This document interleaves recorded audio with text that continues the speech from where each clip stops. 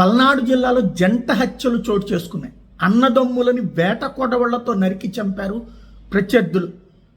హనుమంతు శ్రీరామ్మూర్తి అనే వాళ్ళిద్దరు అన్నదమ్ములు. ఆ ఇద్దరిని కొంతమంది దుండగులు దుర్గి మండలం అడిగొప్పుల దగ్గరన వేటాడి నరికినట్టు స్థానికులు చెప్తున్నారు. దారుణమైనటువంటి పరిస్థితి. పల్నాడులో చాలా కాలం క్రితం ఆగిపోయినటువంటి అరాచకాలు మళ్ళీ స్టార్ట్ అవుతున్నాయా అన్నటువంటి అనుమానాలు వస్తున్నాయి. ఇందులో ఈ ఇద్దరు కూడా అధికార పక్షంలో ఉన్నారు, తెలుగుదేశం పార్టీలో ఉన్నారు.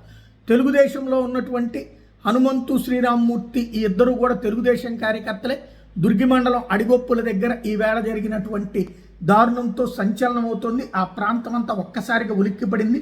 పల్నాడు జిల్లాలో ఈ హత్యలు అన్నటువంటిది ఇప్పటికీ వైఎస్ఆర్ కాంగ్రెస్ పార్టీకి సంబంధించినటువంటి నేతలు అక్కడ మాజీ ఎమ్మెల్యేతో పాటు వాళ్ళ సోదరులిద్దరిని కూడా పిన్నెల్లి సోదరులిద్దరిని పక్కన జైల్లో పెట్టిన సందర్భంలో జరిగినటువంటి సంఘటన. వాళ్ళు ఉండుంటే వాళ్ళ ద్వారానే లేదా వాళ్లే ప్లాన్ చేశారని చెప్తున్నారు. ఇప్పుడు మరి ఈ సంఘటన వెనకాల ఎవరున్నారు ఏంటి? ఇవి పల్నాడులో ఒకప్పుడు ఫ్యాక్షనిజమే రాజ్యమేలేదు. ప్రతి ఊళ్ళో కూడా ఇద్దరు ముగ్గురు మధ్యన ఘర్షణలు, వాళ్ళ మధ్య నరుక్కోవడాలు, ఊరంతా ఆ ముగ్గురు మధ్యన చీలిపోవడాలు, ఆ ఇద్దరి మధ్యన చీలిపోవడాలు అన్నటువంటి. చాలా రోజుల తర్వాత పరిస్థితులు బాగుపడ్డాయి అనుకుంటే మళ్ళీ మొదటికి వెళ్తున్నటువంటి సిచ్యుయేషన్.